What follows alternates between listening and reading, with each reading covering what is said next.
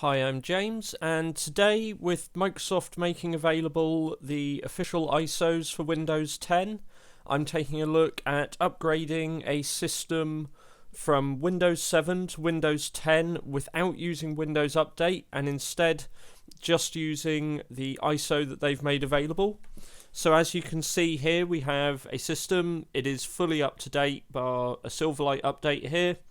But other than that, we are not yet being offered the Windows 10 option to install. It hasn't downloaded yet, so it's not being offered to us. So we have the Get Windows 10 dialog here, but we don't have the ability to upgrade yet, as we haven't reserved it and it hasn't downloaded and all the rest. So we're going to close Windows Update. We can see this is a activated version of Windows 7 Service Pack 1. And we have here the ISO from MSDN downloaded this morning. Rather than write this to a USB stick to do the upgrade, we are simply going to extract it and then try and install it in place onto the system.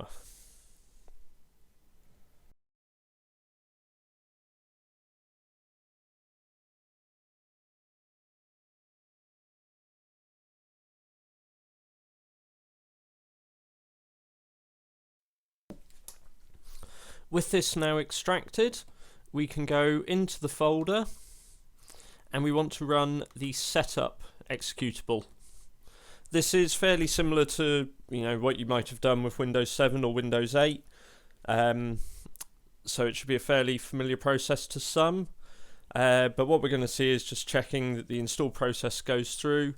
We're going to say yes, allow it to download updates. There shouldn't really be any available in the last hour or so, but let's allow it to do that so we can just see how it runs through this. As with people running through this in the future, this may offer some updates to it, so we might as well allow it to proceed. So now the setup is just beginning to start, having checked for updates. It did actually restart the setup process and drop it behind the folder window we had there, so I'm just going to close that over.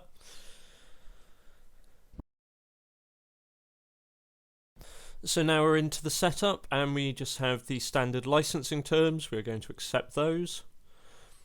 Again, it's now checking for updates.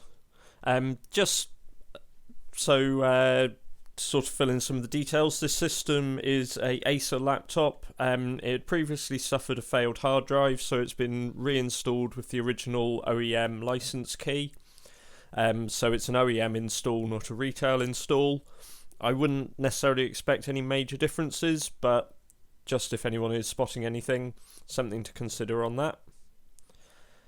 And hopefully this will progress from checking from updates quite quickly.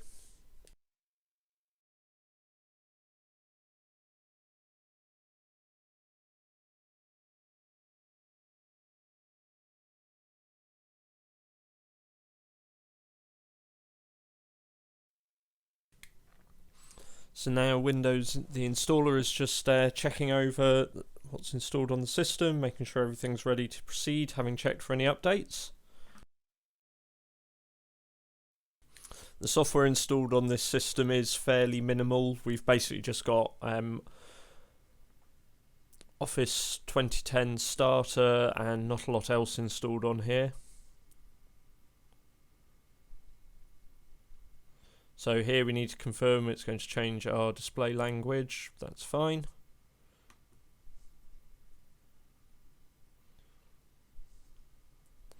Things like Windows settings and personal files will remain. Now it's just checking there is enough space to carry out the install. That's all fine. So it is going to install Windows 10 Home and keep personal files and apps. We could say change what to keep if we have a look at that. So we can say keep personal files only or nothing, so it would effectively do a clean install. So if we carry on with this, good, it's going to go through this again.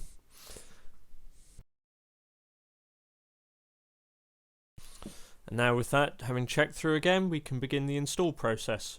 So if we hit install, this will take us to a full screen installer and it's going to work its way through upgrading from Windows 7 to Windows 10.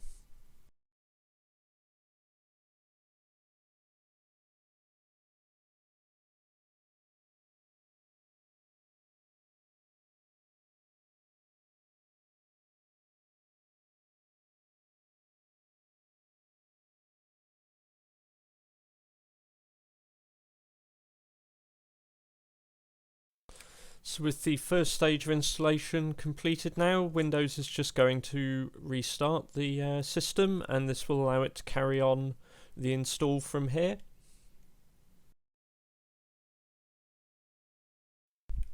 So now that we can see it's booted into a different pre-install environment, rather than booting back into the Windows 7 install, it's booting into a separate section which will continue the Windows 10 installer here.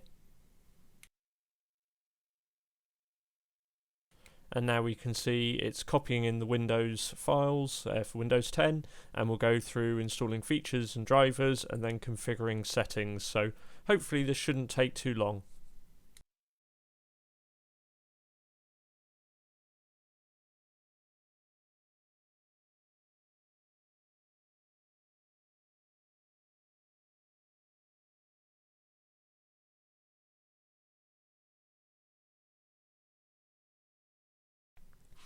Now after that reboot, the system has finished copying in files and is moving on to the installing features and drivers stage.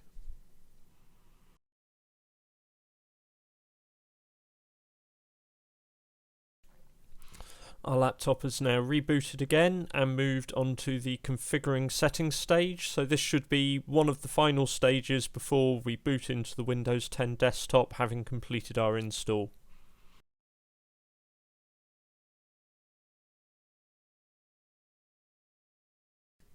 So now we are going into the out-of-box experience. We've looked at this on Windows 10 before, but because this is an upgrade installation, things are a little bit different. So we have here, we can select, okay, we are our user here. If we were not the user it is specified, we can select here, and it will give us the option to create a new user. But we want to go in and carry on using the user we were using before. We're going to just use the Express settings. This is just telling us a bit about the new apps, so we can go in and choose default apps if we want. Otherwise, it's going to set up the default Windows 10 applications. And with that, settings are being finalized, and this should now bring us to the Windows 10 desktop. And it looks like it's just going to go through and do its application setup thing, and then we should be ready to go.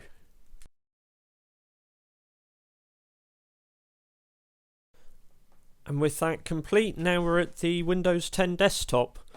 So we can go in to settings and let's see if this has correctly activated.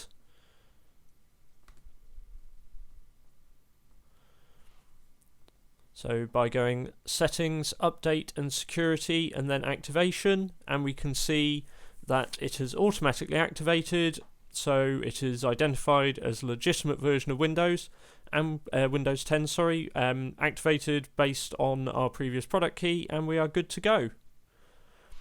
I hope you found this video useful. Just for reference, all in on this laptop the process was about an hour and a quarter from start to finish. This will obviously vary, being a pretty clean install of Windows. That will have meant there's not many applications installed, which will help with the process. But on the other hand, it's only a Pentium 967 based laptop with a very old SSD in it, one of the sort of first gen Intel drives, which obviously hinders performance a bit, and slow processor. So yeah, the time it takes will vary depending on the configuration and the amount of software installed on your machine, but quite a quick and easy process. If you want to see more of what we're doing, then be sure to hit the subscribe button. We'll have lots more Windows 10 videos coming in the sort of near future, so if you want to stay in touch with what we do, be sure to subscribe and we'll have more videos soon. Thanks for watching.